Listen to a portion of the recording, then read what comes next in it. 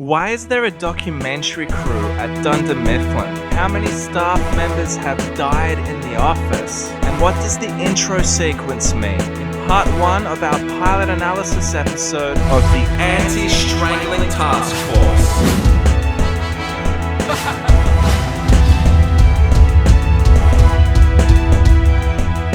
For years, fans have been speculating why there's a PBS documentary crew filming Dunder Mifflin. Some have come close, but all have failed to solve the Scranton Strangler puzzle hidden within the pilot episode. Our journey begins in the season 4 bonus material, specifically Mindy Kaling's comments around Tom, the office worker who supposedly killed himself. There's another thing which I think is so funny, which is in conflict resolution, our second season. They go around and there's a note in the performance review. There's a note that was stuck in the box from a character named Tom. Tom said, "I wish there was more outreach for people with depression." And Michael's like, "What is this?" And he's like, "Who's Tom?" And then Phyllis goes, "Tom, you know?" So essentially what happened is a person who worked in that office, which is only 14 people or so, was incredibly depressed, killed himself, shot himself in the head, if we were to take what Phyllis said at face value. And it happened, asked for help, put a note in a box, and that happened a year ago, because Phyllis was a year ago. So if you time out the series, what we discovered was that his suicide happened a day before the pilot aired. Or they came in to tape the pilot. This insight into Tom's backstory, the timing of his suicide, and the camera crew's arrival has spawned a number of theories about why PBS is at Dunder Mifflin, with a notable example being this article from Screen Rant. The suggestion, of course, which is that they are there because of this apparent suicide. So let's start our analysis here, because the camera crew's arrival certainly is well timed with Tom's suicide. But there's only one problem with this theory. It doesn't make sense. There are some 50,000 suicides across the United States each year. Is a PBS documentary crew sent to 50,000 workplaces every year? I don't think so. The unfortunate reality is a suicide is not considered newsworthy, notwithstanding that it is of course a tragedy. But it's Mindy who actually directs us where we need to be looking. There's another thing which I think is so funny, which is in conflict resolution, our second season. Now, she references conflict resolution as the episode where we find out about Tom's suicide, but this is actually incorrect. That scene comes from the episode Performance Review. We need better outreach for employees fighting depression. Okay, all right, enough with the jokes. Nobody in here is suffering from depression. That sounds serious, Michael. Oh, okay. Well, yeah, who wrote it? Tom? Tom. Then it is a joke because there is nobody in here named Tom. Tom? He worked in accounting up until about a year ago.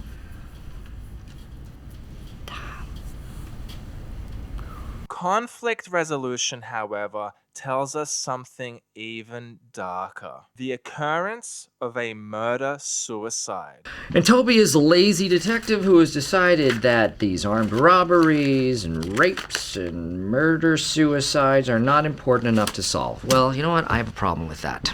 Now, if we consider that Tom's death wasn't just a suicide, but a murder-suicide, the documentary crew's arrival starts to make a little more sense. Just a little. According to Wikipedia, there is no national tracking of murder-suicides in the United States, but medical estimates are somewhere between 1,000 to 1,500 per year, with the majority occurring between spouses or intimate partners. So this is a lot less than 50,000, and generally speaking, a murder-suicide is more likely to be reported on in the news than just a suicide. And just to make a quick point, guys, I'm not comparing suicide to murder-suicide. They're obviously both tragic events, right? But I guess the objective reality would be that a murder-suicide is more likely to be reported on. The other thing about a murder-suicide is it tends to have more community impact, especially when we consider murder-suicides between spouses, for example, between a husband and a wife. So ultimately, this could explain some media interest. but it still doesn't explain why they went to Dunder Mifflin at all. I mean, if we consider for a moment that perhaps we did have a murder-suicide between spouses, if one spouse worked at Chili's and the other one at Dunder Mifflin, why go to Dunder Mifflin instead of Chili's? I mean, why even go to their workplaces at all? Well, following this line of thought, the only thing that really makes sense is that they both worked at Dunder Mifflin. This is why they came to Dunder Mifflin in the first place. So the question for us is, do we have any evidence of an additional staff member disappearing the day the documentary crew arrives? And the answer is yes, we do. In our analysis of the season 1 DVD cover, we worked out that a name had been erased from the sales board beneath the word calendar. Now, interestingly, in the pilot episode, we do actually see this sales board only partially, and the top target is still on the board at this point in the episode. Wada! I still love that after 7 years. Wada!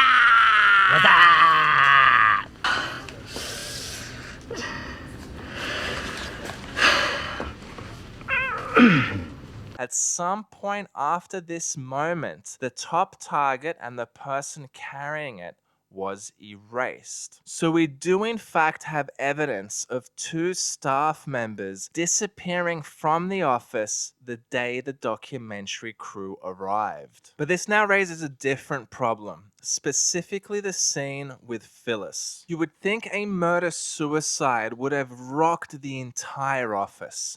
And in this moment where Michael seemingly forgets about Tom, surely we would expect disgust and disapproval, not only from Phyllis, but the rest of the office. I mean, if 2 staff members died in a murder-suicide, it'd be an unforgettable event in the history of Dunder Mifflin Scranton. But we don't see any of this. To the contrary, the staff seem mostly apathetic. It has to be the case that the murder-suicide was never reported on, only the suicide. The murder part had to have been covered up. But by who? Who would want to cover a murder up? Murder-suicides are a criminal matter. Murder is a crime, and even if the suspect is dead, the police and the coroner, they have to put their reports together. There still needs to be an investigation. Now let's think about this murder-suicide from the perspective of the police. We have 2 deaths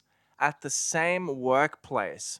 We can't even confirm at this stage if they were in fact intimate partners or spouses at all, right? So there's definitely some suspicious circumstances surrounding the disappearance of these 2 staff members. Now, it might be in police interests to not reveal the whole story. And I want to remind you guys that the police often do this in our world, in our universe. When they're investigating a crime, they might withhold critical information to see if any of their suspects know about it, right? They're constantly trying to bait people to make sure they can get that arrest, right? So it's not uncommon for police to only provide the media or the community half the story whilst they're chasing their suspect. So where we are currently with our hypothesis is we have a murder-suicide. The murder part is covered up by the police as they're investigating. Only the news of the suicide is released publicly. But now we're left with where we started.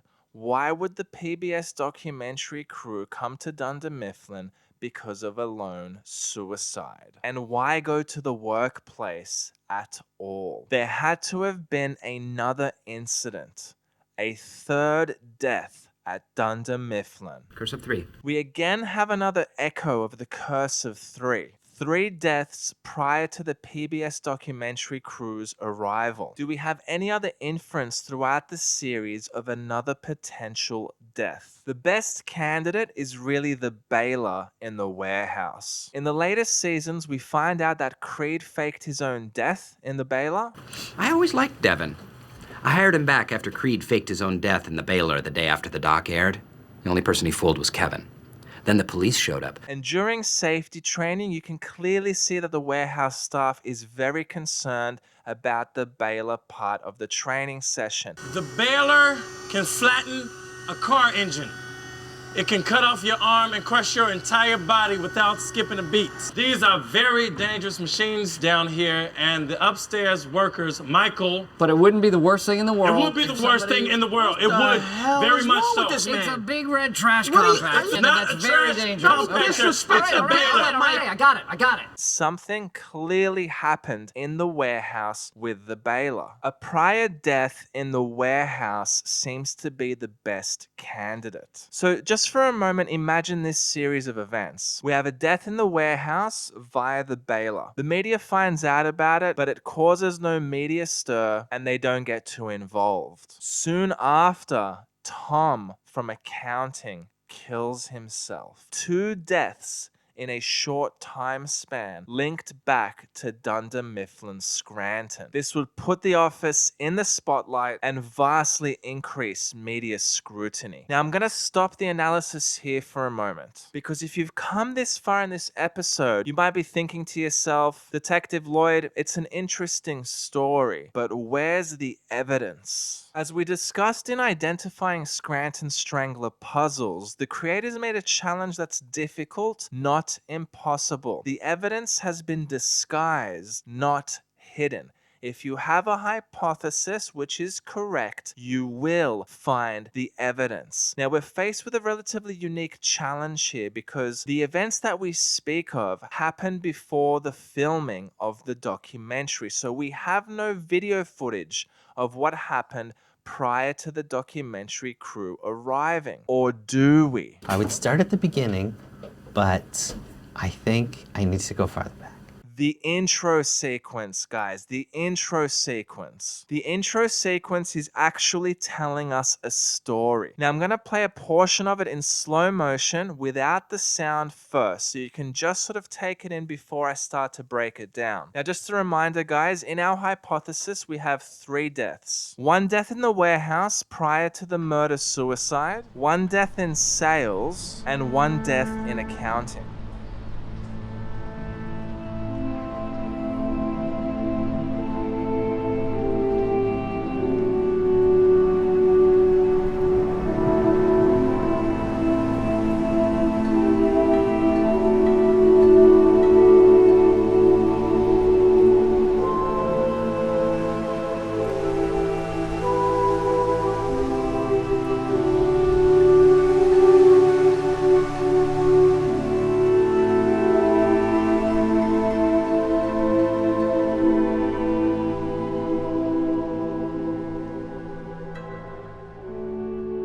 See anything? Let's break it down. Firstly, we have 3 shots of Scranton. Yet again, another echo of the Curse of 3. Curse of 3. These 3 shots are primarily about establishing setting, but not just any setting. Each one of these 3 shots is the location of each one of the bodies. The first is a paper company. This is symbolic of the first death occurring at Dunder Mifflin, in this case the warehouse death via the baler. The second is the apartment block. For years, fans have speculated that this is the location of Dunder Mifflin Scranton. This is incorrect. This is the location where Tom was murdered. Now you may be like, Detective Lloyd, I don't see the apartment block. To see the apartment block, we need to use Google Maps. We put ourselves in exactly the same spot where John Krasinski took this shot, and if you turn left, there it is. The same apartment block that we see in the pilot episode. The third shot that John took was taken on what is now called President Biden Drive. The original sign has since been replaced with a new one, but this highway runs parallel of the Roaring Brook, and within eyesight of the sign's location, we can see Harrison Avenue Bridge. This is the location of the apparent suicide, with the body likely being recovered from the brook. These 3 shots establish the location of the 3 deaths in question. The shots following these 3 are the story. Firstly, we see the warehouse. So a worker dies in the warehouse via the baler. The next shot is Michael speaking to the media. You can see the TV in the background, And if you look at the way this shot has been framed, it's almost as though Michael is holding a press conference with the media. He successfully manages to cool heads, and the next shot is the printing press. This is the photocopier. This is the printing press. And you can see it's very subdued. The papers haven't gone crazy. Michael manages to calm down the potential media frenzy. But then an accountant dies. This is the shot with Kevin on the calculator. This is telling us that the next death was the accountant, Tom. Now, on a quick note, guys, I'm unsure if there's significance to the numbers, so if anybody has any ideas, please feel free to contribute. Purely from like a story perspective, we're seeing accounting, so this is symbolic of the accountant's death. And also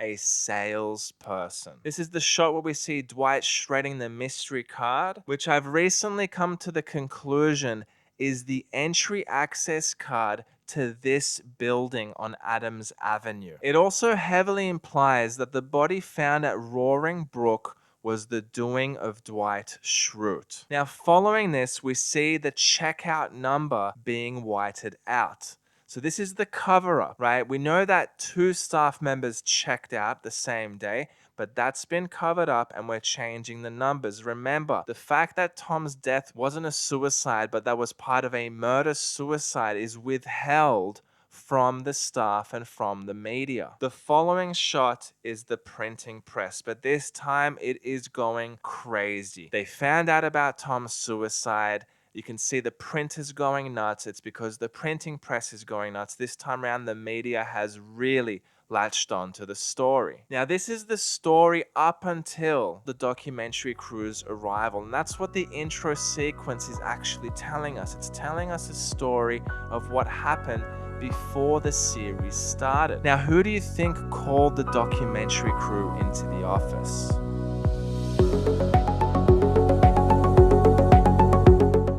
Now guys, this is part 1 of our pilot analysis, and the reason it's a multi-part series is because it's critically important to understand what happens in this episode. This episode sets the agenda for the rest of the 9 seasons, unless we understand the backstory and what the camera crew is really doing there. Because up until now, we've only really touched on their arrival. Let's not forget they stay there for 9 years. And if you put 2 and 2 together, guys, that the police have withheld the details of the murder-suicide, I'm going to let you work out what the camera crew is doing there for 9 years. It's pretty straightforward. Now, the story that we've covered so far in this episode is actually validated by the pilot episode itself. That'll be covered in the following parts. I want to lead you out by playing the rest of the intro sequence in its entirety in slow motion without the original audio. Tell me your thoughts, guys. What do you see?